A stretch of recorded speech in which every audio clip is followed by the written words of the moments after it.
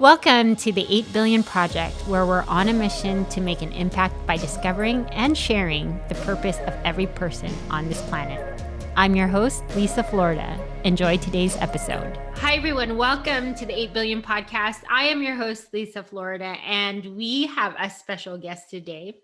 He is the creator and author of The One-Up Effect, a playfulness expert, coach, and innovative visionary in maximizing fulfillment in life.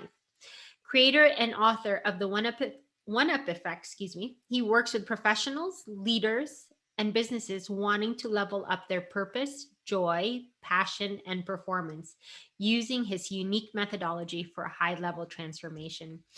Welcome, Thomas Edwards Jr. to the 8 Billion Podcast. How are you doing? I'm doing well, Lisa. Thank you for having me. Oh, it is a pleasure. I just want to let the audience know, I'm going to put this as a spoiler. This is, you guys, the real life Hitch.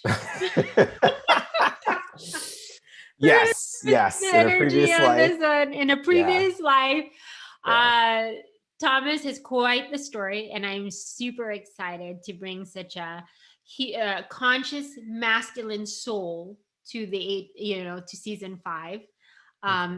Right now they're I think the women outnumber you gentlemen, but the ones that I have brought on are definitely at a different level of consciousness, and it's such an honor to be able to share your story.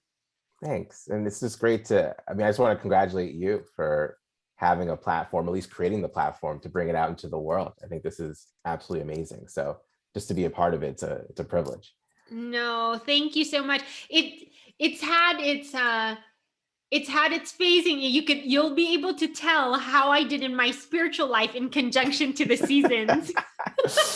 Yeah, right. I mean, right. We gravitate towards, a lot of our mirrors, and so it's easy to see the evolution over time with who you surround yourself or who you call into your life, So I'm sure it's been quite the experience for you. It has absolutely been quite the experience for me, and I always say this with almost all of the podcasts that I record. It's truly an honor to be able to put guests like this. I mean, it is really going to be an energetic release of once this comes out. It is a season packed with some of the most incredible people on this planet, and so it's neat to be able to share their story. Everyone's mission is almost the same at its core. It's anchoring in love. Yeah. And so, Thomas, could you just share with us a little bit of your past life? Yeah. Which led you into the life you live now. But I'd love for you to share a little bit of that story with the audience. Yeah, absolutely. So what Lisa was referring to as being the real life Hitch, back in 2009, I created a company called The Professional Wingman. And The Professional Wingman wanted to help singles find long-term relationships. And what I did was I went out to social venues, ranging from bars to networking events to just public areas, and showed people and gave real-time feedback on what prevented them from making romantic connections happen in real time. I mean, in 2009, we're talking there, video, the idea of location-based dating and having videos in correspondence to dating. I mean, those were anomalies that didn't really exist. Online dating was just becoming more acceptable as a way of meeting people. And so I use that as an opportunity to allow people to hone in on those skill sets that can allow them to really be able to meet people whenever they want, particularly in person. And I thought it was something that was going to be really cool. I didn't have a big vision except I wanted to be the best, and I wanted to be really successful. And I was driven based on what my parents really wanted for me. They wanted to be educated, to be secure financially, and to then be able to build whatever life I wanted. And so driven by that, I hustled, and I did the classic driven by success kind of methodology. And I created a lot of success in a very short period of time. I mean, I was only 22 years old when I first started the company. And within a few months, I was featured in the Wall Street Journal. And I went from working with a few clients locally to working with clients around the world overnight. I mean, I was soliciting emails from people from Sierra Leone and Shanghai and New York and Miami and South America. I mean, it was, Wow. to a lot of people, it looked overnight, but for me, it was just a really fast, huge avalanche that took place. And it's only Yeah. you that could be there and do this. Yeah. So Yeah. I was being flown around the country to work with clients in their cities that I never had been in. You know, my parents weren't big travelers. And so even the idea of me going cross country was ridiculous to them. But that was because no one in my family ever did that. And so I went to cities that I didn't know and showed people who lived in their city for years, sometimes even decades, how they can actually socialize and meet people. And it was amazing. I got to live the life that I thought I wanted for so long. And I started to create more success. I started to be more recognized as one of the best in the world at what I did. And it all peaked, so to speak, when I was asked by Steve Harvey to be on his show to help him with a guest that needed support in dating. And for me, I thought that was a huge privilege to have someone like him look for someone like me to be on his show. That was a big deal. You know, I thought I made it at that point, you know, and I totally crushed the segment. He was even impressed, you know, shook my hand at the end of the segment and said, "Well done, son." And I was off on my way. And I went to celebrate in a rooftop bar in Chicago because they flew me out to Chicago to do the segment. And I remember just sitting there surrounded by people that I knew, people that I didn't know, praising and cheering me and loving and just showing such adoration and praise for me. And I thought to myself, man, like I made it. Like I'm the best, you know, I'm successful. I'm getting a lot of press. Fame was starting to build up for me. You know, there was times where I was in New York and couldn't really go to certain places because people would recognize me. You know, it was getting to that level. And I felt accomplished in that moment that I did what I had set out to do. I achieved the dream that I thought I had.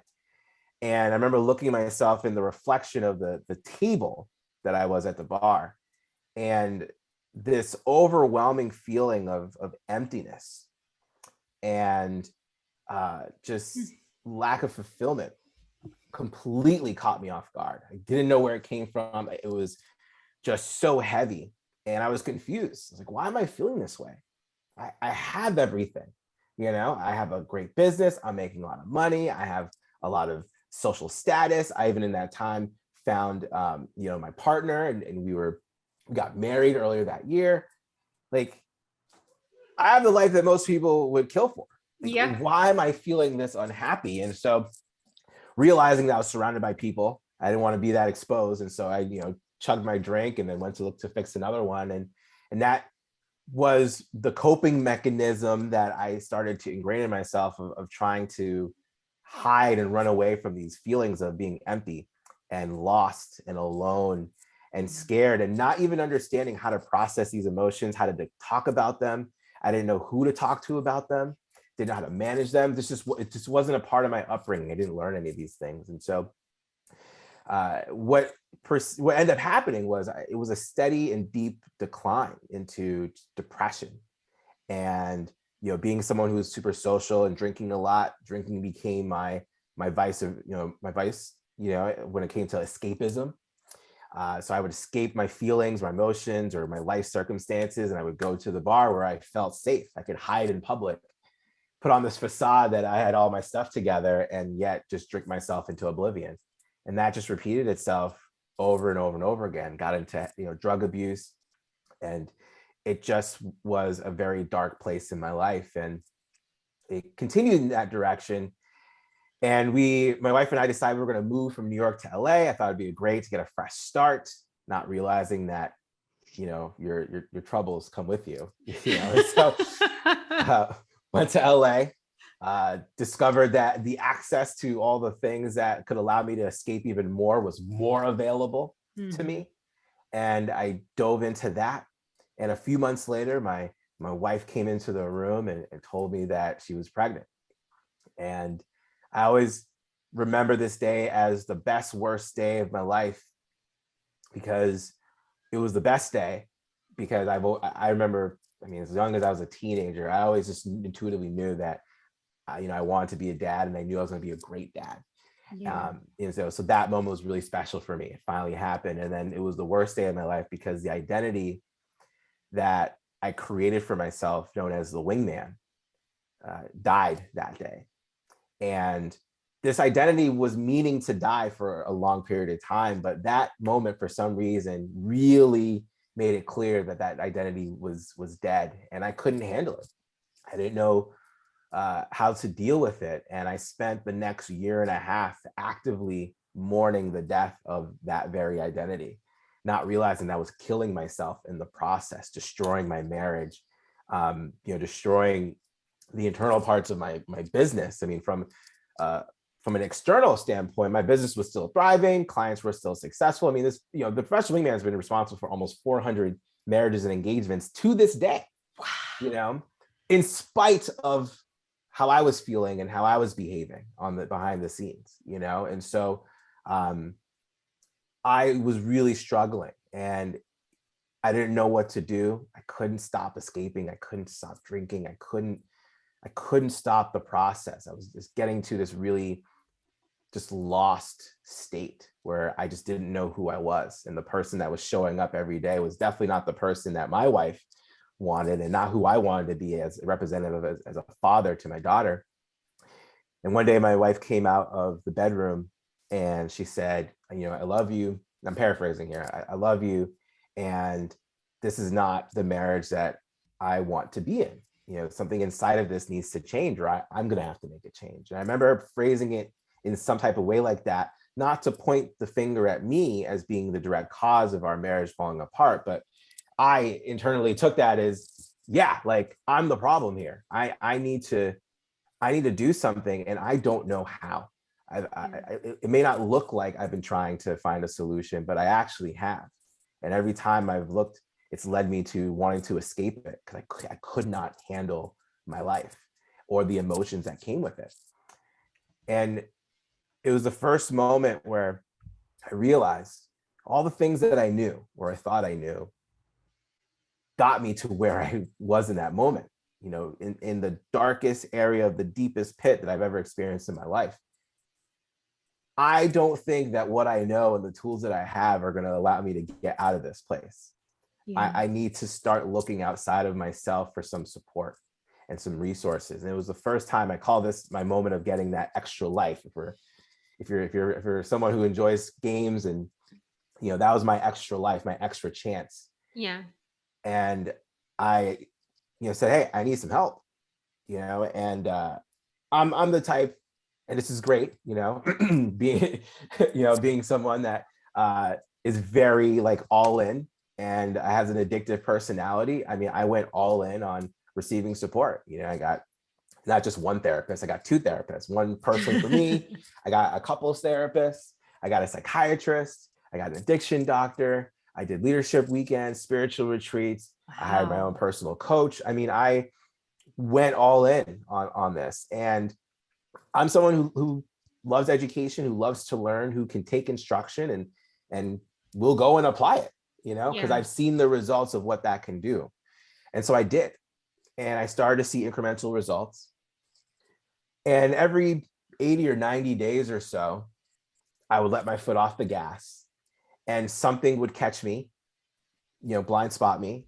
And I would find myself escaping and doing the same process over again. I mean, I was the epitome of what I would call an arsonist of my life. I would build these amazing moments of this amazing momentum. And just when you think, okay, I think he's going to get it, right?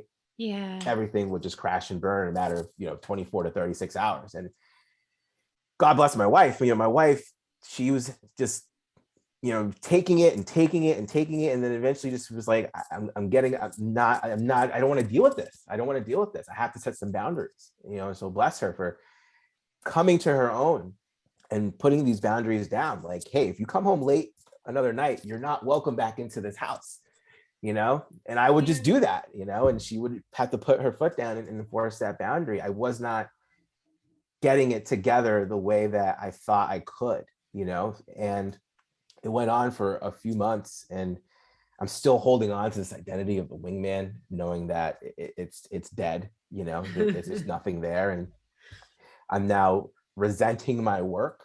But at this point, I found the capacity to displace my emotions, to not have it impact the work of my clients. I can just internalize everything. But that was also unhealthy, because when my clients were okay, I then went off into my own crazy experience of self-harm, and Yeah. self-pity. So one night, my wife and I were playing Uno and having a good time, and I got called to go work with a client. And I remember about to leave the house. I opened the door, and I felt like, my higher power, did a little blow and pushed the door shut. I was like, that's weird. I feel like I was saying out loud, I feel like something is telling me not to go out. And my wife said, no, just go out, do your job, get that money and then come back home. I said, all right. And I remember walking into that bar and completely losing consciousness, like just blacking out. And I do have varying moments of knowing that there was alcohol, there was drugs, there was like, lying and texting to my wife saying, I'm coming home, but not doing that. And then really coming to in the morning, I'm standing outside of my, apartment, and I'm like, what did I just do? Like, what happened? And sure enough, she said, you can't come back in here. Like, you're not welcome. And what does anyone do who's feeling self-pity and just, complete dismay and shame do? Like, they go to the place where they think they're the most safe. And for me, it was the bar. So I went back to the bar and had the best way I can describe it was an overly tantrumized experience. I mean, I was a 3-year-old in a 33-year-old's body, crying and on any shoulder that had, a space to go on, and just making a complete mess of myself, and still drinking, thinking that was the thing. And I had a friend meet up with me and kind of care for me. He was kind of my caretaker that day. And I even tried to get back into the apartment. That was a very ugly scene. It wasn't great. She was screaming, and that was actually the last thing I remember before blacking out, for real now, because I just had too much alcohol. And from in reflection, this was January 13th, 2019 was when that happened. Between that moment and when I woke up on January 14th, 2019, I feel like God came in and just said, you've had enough.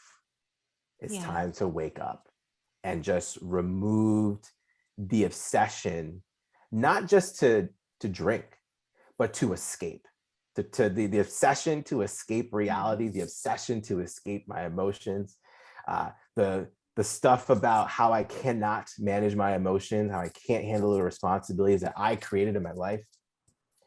And I woke up literally in darkness, and it was representative of that deep, dark pit that I had created for myself. And I was super scared and went back to sleep, hoping that I could wake up and there'd be daylight. And I ended up being at a hotel around the corner from my house. And I remember walking outside of this hotel, and I've been at this corner hundreds of times. So I recognized it. I know where things are, but I remember walking out that day and not recognizing it at all. And the best way I can describe it is in the movie The Matrix. If you've seen it, Neo just got unplugged and they're working on his body, and he's asking all these questions to Morpheus, and he asks, why do my eyes hurt? And Morpheus says, you never used them before. Like, that was how I felt on January 14th, 2019. I was using a new pair of eyes I'd never used before, living in a world that I'd never lived in before, knowing intuitively that I was going to live under new rules, which required me not to escape, not to drink. And I didn't know what that was going to look like. Yeah. A couple of days later, after like finding couches to sleep on, I worked my way back into my house under some okay graces from my wife.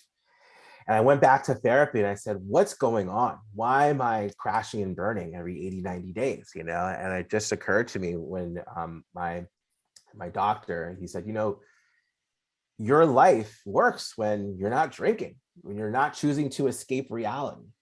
Is it worth, the small percentage, of times when you do drink to reduce your life to ashes?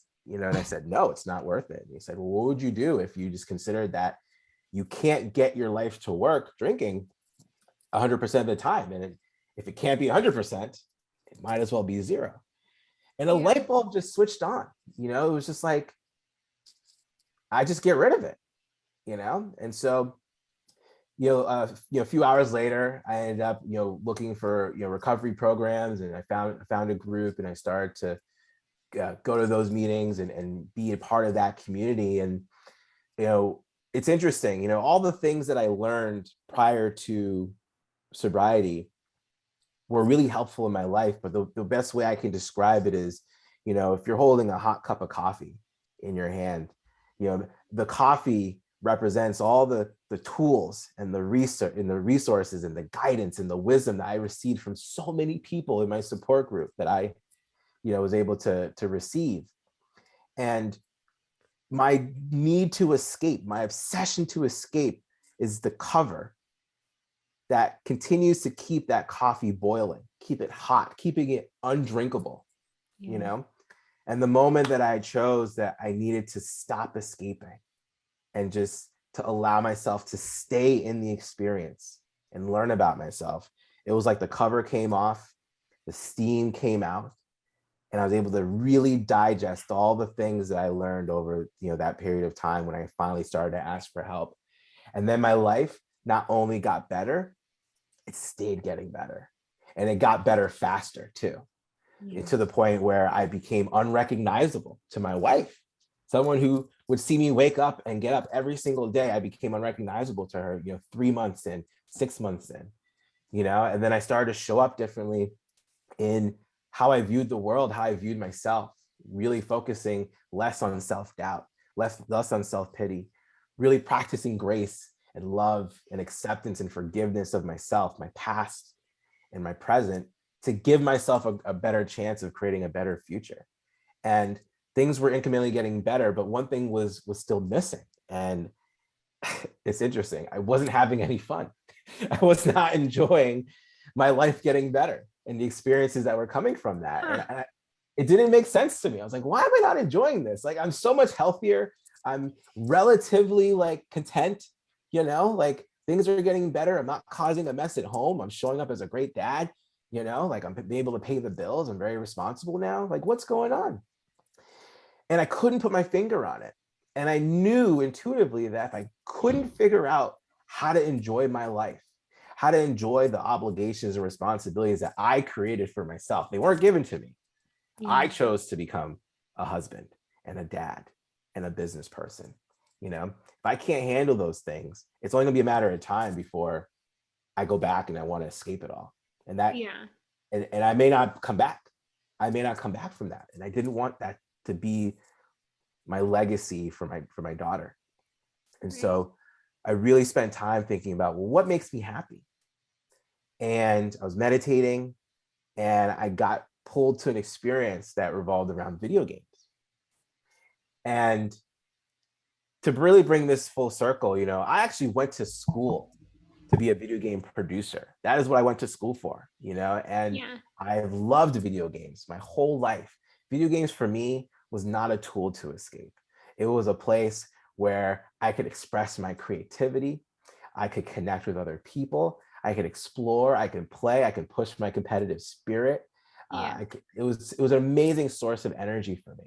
And I realized that I had let that not be a part of my life for the better part of a decade. And it showed. Thomas, let me ask you really quick. Now, when you went through, thank you so much for sharing and being so open with the whole journey. And that's exactly why we have you here, is because of where you are today. What I wanted to ask you is, as when you went through those different cycles, and then you said you still weren't happy, and then you were even meditating until you came up to this whole part of your life where you started to realize that the video games were a big part of your life. What type of healing modalities did you go through other than meditation? Did you tap into maybe going back to maybe stories of childhood that had created that whole thing where you didn't feel like there was always something more that you were looking for? Absolutely. So one of the first things that I did was I tapped into the experience of my inner child. Yeah. If I remember correctly, his name's John Bradshaw. He talks about the wonder child and how it's so important to take care of the wonder child because they are the driving force of your entire existence. Yes. And I spent time with specific meditation practices trying to reconnect with my wonder child. I remember the first time I did the meditation, I dropped into a jungle and like I couldn't make my way through the first few times. Yeah. And then eventually after maybe like a dozen times, I finally found my wonder child. And sure enough, he was sitting in front of a TV playing video games. And I remember seeing him and trying to interact with him, and he wouldn't interact with me. And it took over a month of daily meditative practices, just sitting there. I was like getting emotional thinking about it because it was such an amazing experience of just sitting there, shutting up, right? Not trying to be so proactive and trying to fix something or getting to the solution, and just watching him play. And I remember Yeah. after a month, he he handed the controller over to me and asked me if I wanted to play.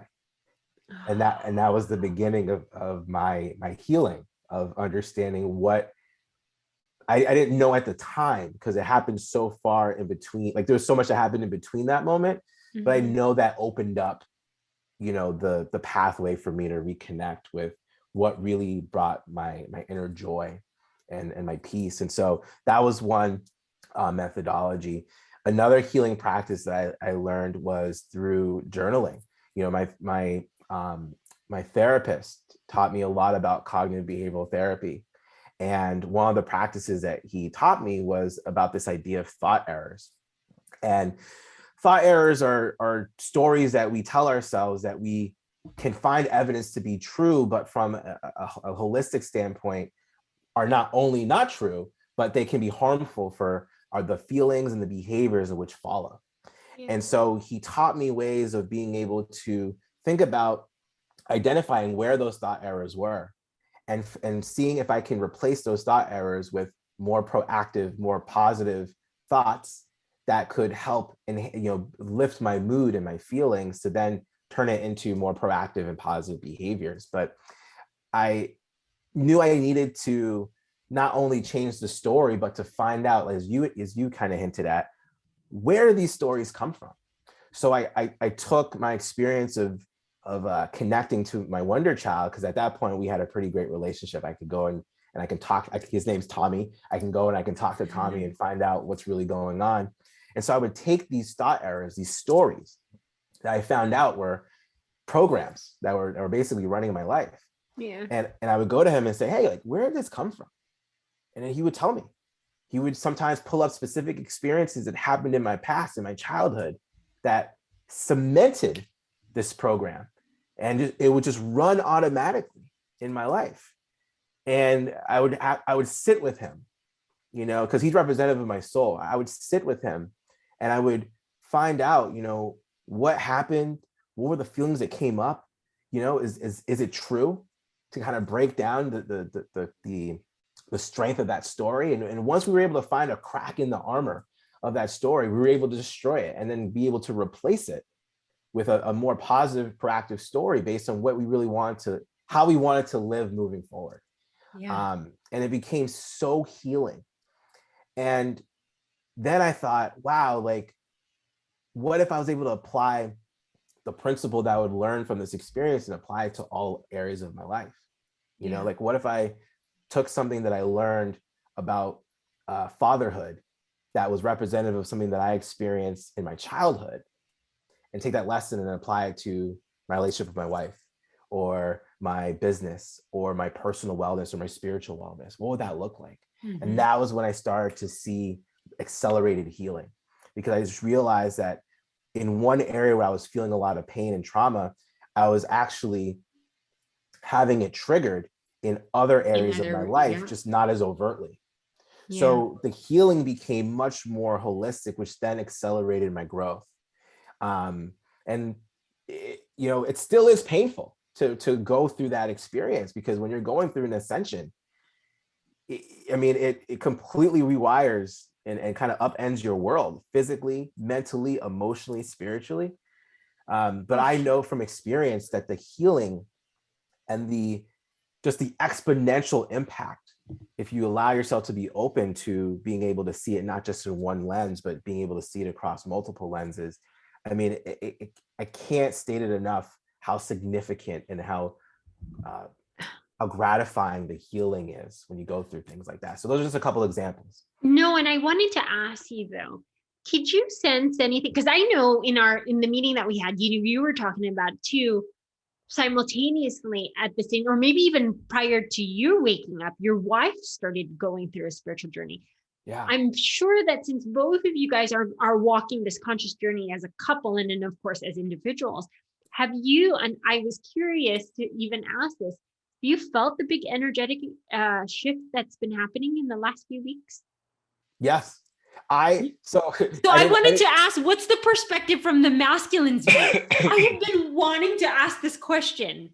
So it's so interesting. So I personally went through my own internal, what came out for me on the other side was just more clarity, and I felt it not just in my life, but in other people's lives too. I've had conversations with other guys about this, and what I'm witnessing is there is a level of clarity that is coming up, and I can only speak from kind of the male side, but there's a level of clarity that's showing up for guys, at least, and this is my experience once again, that is forcing them, and I want to use force as a light term, like what I really mean is giving them power to make the choices that they know that they're meant to make, and they're claiming and they're taking responsibility for those choices now.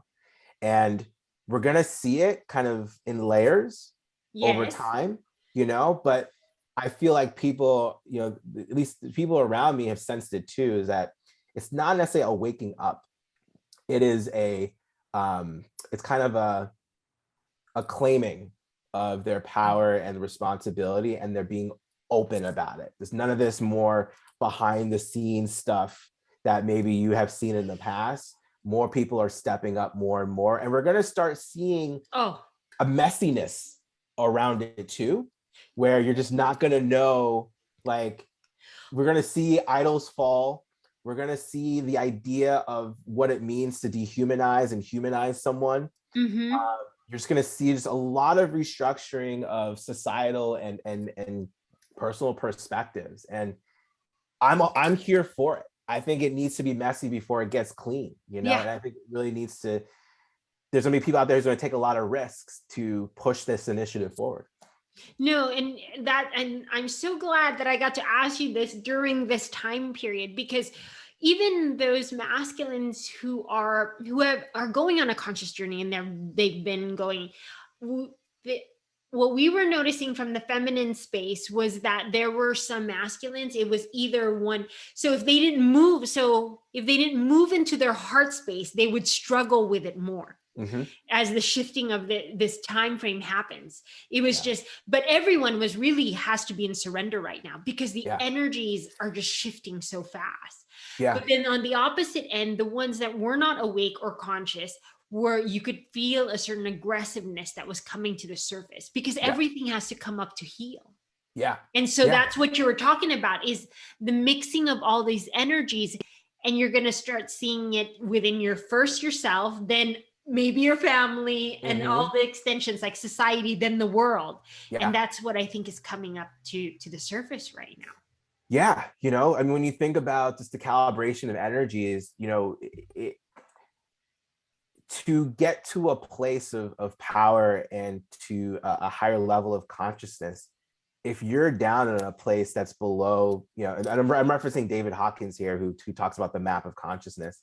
If you're down in a place of guilt or shame or fear, these energies are going to show up in reactive behaviors that society might deem as inappropriate, right? But when you're at that vibrational level, you don't know the choices that are available to you when you're at a high level of consciousness. You are only limited to the choices of how to react based on your vibrational level.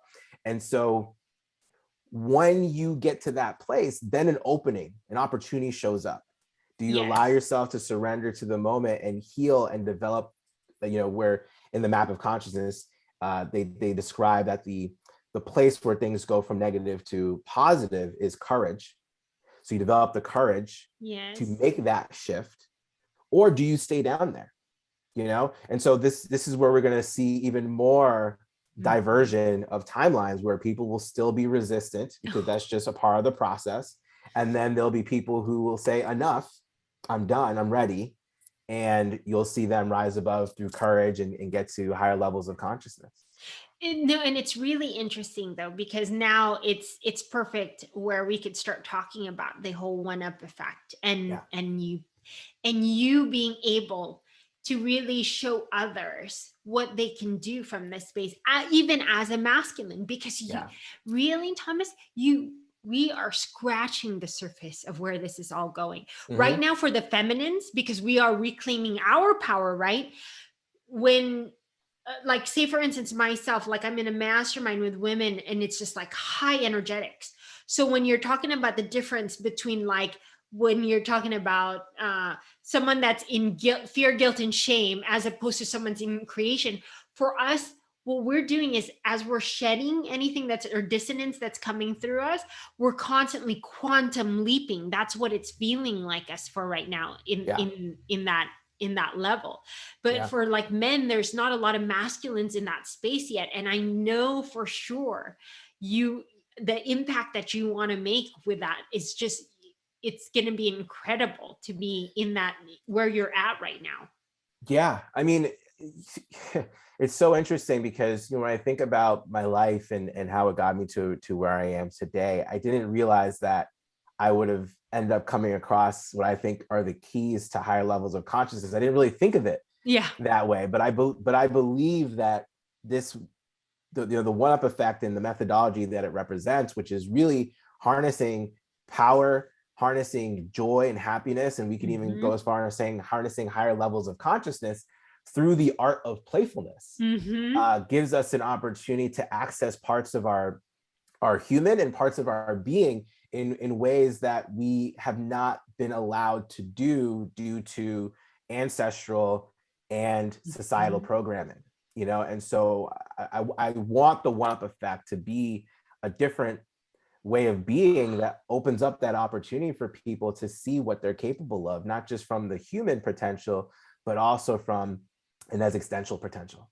No, this is going to be incredible. So, okay, so take me through the program. So if someone was interested in it, because like, I know we didn't get to talk about the video game. So I don't know if you wanted to briefly go through that. So then you could kind of give an idea of how you come up with the one-up effect. And then I wanted to share with the audience what it would be like to be a part of like your coaching and your program. Yeah, absolutely. So I'll be really quick, and so when I decided to allow myself to play video games again, and I picked up the controller for the first time in I don't even know how long, I got this electrical charge that brought me right back to when I was, a young teen in my room playing video games with so much just joy.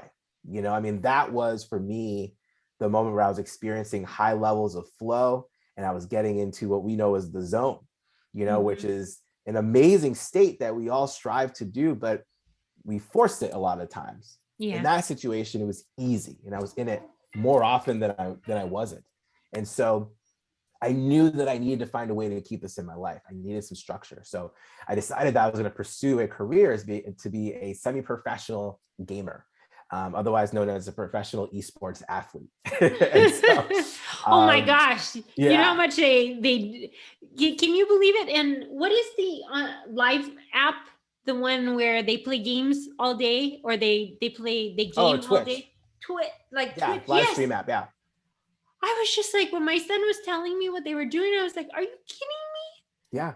I mean, this was something that I dreamed of back when I was in college back in 2003. I wanted to do these things. And my parents didn't understand, and so they just were very resistant, and I allowed external forces to tell me that I couldn't do it, Yeah. but this, I had an opportunity to, like, once again, reclaim that responsibility for Yes. myself. And so Yes. I feel uh that in my heart. yeah, so I went for it. Yeah, I picked one game, I picked one tournament, I trained, and I remember going in, and I went to the esports arena, and I was like, oh my gosh, these are my people. And just having this unbelievably amazing time, right? This unadulterated joy that came over me. And I was such a new person to this experience. I didn't even have the right controller to compete. I had to borrow someone else's controller to play the game. Like, I wasn't even prepared in the way that I could have been. Yeah. And I ended up doing well. I think I came in, I was like in the upper third percentile. So like 33rd. Yeah, I was 33rd out of about 120 people, which was like Wow. amazing. Yeah, that's really good.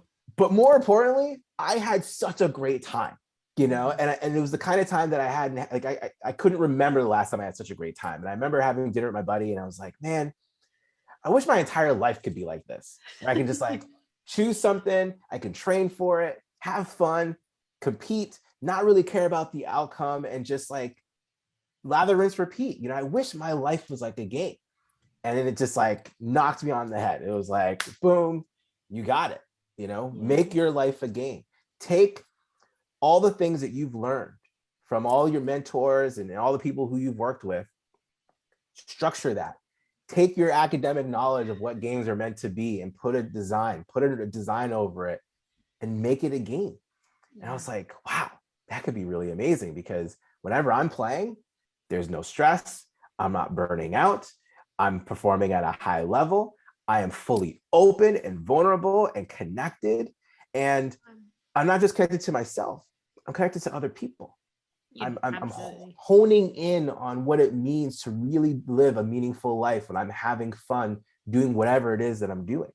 That for me was the secret sauce that was missing from my life, was allowing myself to have fun, giving myself permission to have fun doing the things that I want to do, that I enjoy doing. And so the one-up effect actually came from a reference to Super Mario Brothers, where when you get your first green mushroom, which is representative of an extra life, how your psychology changes. You go from basically, being on your last life and having this anxiety, stress-induced experience of trying to survive, which I believe is how a lot of people live their lives every single day, just trying to avoid the pits. That's exactly what it is. We're in survival mode. Yeah, absolutely. I was like, well, right? I'm not anymore. I was just like, I'm not doing that again. Yeah. You're avoiding every pit, every Goomba. You're not, trying to face any challenges. You're just trying to get to the end of the level so you can just do it all over again. Right. And that's just the daily experience. Yeah. And when you get that extra life, your psychology changes. Now, all of a sudden, you're willing to take risks. You're willing to take your time. You're willing to face challenges, because you know that if Mario falls in that pit, or if he gets blasted by Koopa, you have not only that extra life, but you have feedback. And just like any game, because it's fun, you're gonna play again. No one stops playing a game because they like it, right? People stop wanting to play a game because they don't like it. And what people forget is that games are not designed for us to win. We were programmed to think that we needed to win the game, but games are designed for us to have fun, and winning becomes a byproduct of that game. So go to answer your question. Go ahead. I want to. No. I was just like, it's brilliant, because even, let's just say, Thomas, since the time that when we had our meeting, right? Yeah. I mean, there's just been so much that's been happening in the collective. It's so neat to finally to have a few gentlemen on my platform that are really moving into that space. Like, it's feminine space is love, compassion, it's playing, it's everything that's creation. Yeah. And you've done that. And you're absolutely doing that. And that's what I'm saying. And you're teaching others to go back to that space. So for the masculines, it's almost, it's a great, the idea and the concept of the coaching is brilliant. I just commend you for that, because you're going to definitely get guys who are going to want to say, yeah, I'll go play a game, as opposed to like, hey, you want to talk about your feelings first? Yeah. They'll be all like, oh, hell no. Yeah. I mean, it's a great way to go down a path that will start opening up that space, because they're Yes. still going to have to go down, they're still going to have to go down and explore that place. Yeah. And the idea is I want you to have so much fun that you know that you'll have fun going down into that space. Yes. So when I reference that, like, I love going into the dark now because I know that in the dark is where my greatest gifts exist. So I've learned to have fun going into that darkness, Yes. to see what light am I going to experience, what's going to shine on me that's going to completely change my life and have an opportunity to change other people's lives. Playfulness becomes this approachable, very digestible experience that anyone can adopt, but opens up such a world of possibilities for them to live a life that is beyond their wildest imaginations. But it's because their imagination right now is limited based on their way of being now in comparison to what it could be if they use playfulness to activate those parts of their mind, their body, and their spirit. Oh, that's absolutely beautiful. I mean, like that was me too. Like, since November, I knew I was going through another unraveling or unlayering, so to speak, with spirituality and ascension. Mm-hmm. And so I found myself at the beach so much, and my cousin and my family, my friends were just like, dude, that's your employer. And I was just like, yeah, pulling in energy is no joke. Yeah. I mean, it's sometimes a full-time job, because it takes a lot to, as opposed to what we've been used to, which is like we become robots working that 9 to 5, but we're dying inside. Yeah. Here. I was gonna say, we're programmed to forget that, like, our energy from a physical standpoint, our energy of production is finite. Like, we only have so much willpower, and if we're not feeding ourselves in such a way that allows our willpower to stay at a healthy point, we will get past a certain threshold, and it's different for every person, but there's a threshold that we will meet where it becomes impossible to make reasonable decisions. It becomes impossible to take care of ourselves. And in that situation, you are the most vulnerable to all different types of energies, programs, of just things that are out there to take you. And I mean that from a physical, mental, spiritual standpoint.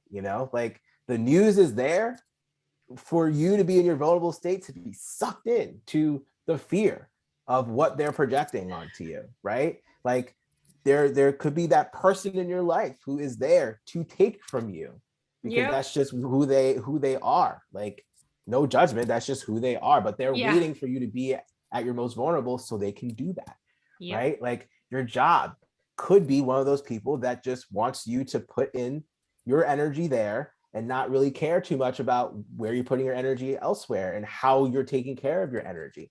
I mean, we're seeing, and I'm bringing these three specific things up because I know that people are seeing that this isn't good for them, and they're making conscious decisions to make changes. This is why people are leaving their jobs, even if they don't know where they're going, because they know that their situation is worse to stay there than not having a job at all. This is why people are becoming more divisive. They're trying to figure out how they can find their people and relieve themselves of energies. I mean, all these things are happening because people are trying to figure themselves out.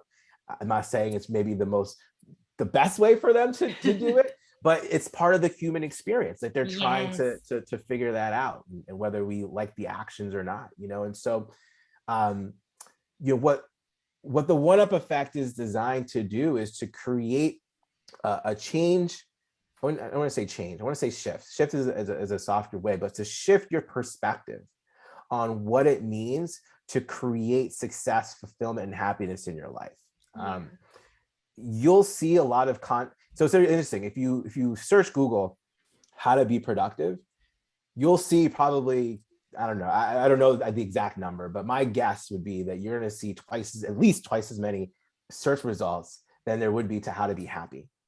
And we're going to see a lot of more content around how to be happy.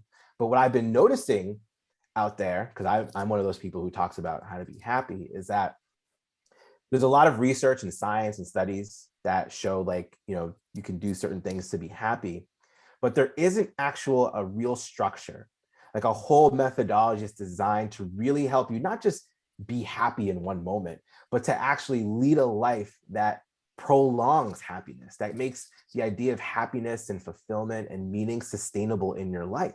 Yeah.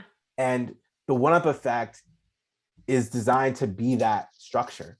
You can go in and you can literally implement this into your life, and it's designed to be this way forever. Something that you get to keep and actively use every single day of your life and be able to reap the benefits of the results, no matter where you want to go in your life, no matter what aspirations that you desire. You can be able to implement a clear structure that allows you to basically play the game of life on your terms and have winning become a byproduct of that experience. I break it down into 4 simple principles. So to kind of answer your question about, like, what would be the experience of working with me, I really break it down into 4 principles. One is accept your character. You are the main character playing the game of your life. And if you don't accept who you are as the character, then you're not going to have the power nor the will to be able to change the game, so to speak, to make it the game that you want to play. So that requires you to be accepting of what got you here. What were the past things that happened in your life that got you to where you are, to accept the reality that you live in now, the truth, and accept not just your strengths and try to hide your weaknesses, accept those too. If you didn't have weaknesses, you wouldn't be aware of what your strengths are. Your mirrors, your blind spots, your shadows, all of the stuff that tries to tell you that you should be avoiding them and all that stuff is nonsense. Like, all of it comes together and creates what I believe is people's superpower, Right. And so that's the first part. The second part is know what game you're playing. And the best way I can describe it is, if you feel like you're winning the game, but you're not happy, your chances are you're playing someone else's game and they're happy. So really understand that it's not about winning. Winning is winning comes as a result of. I always just say that winning comes as a result of playing the game. The third thing is learn how to play. You're going to be learning a new way of being, and so you got to think about, well, what are the things that I can do every single day that's going to impact my life and other people's lives? How can I take care of myself in such a way that puts me in position to show up in any given situation, no matter what happens, and be okay? There are daily, weekly, monthly, quarterly practices that you can implement that allows you to do that. And then the fourth, and I think the most important principle, and which is why it's last, is to play, then win. Because playing, once again, is at the core of all this. When you play, you open up different parts of your brain, your cognitive performance increases, your stress reduces, the chances of burnout virtually go away.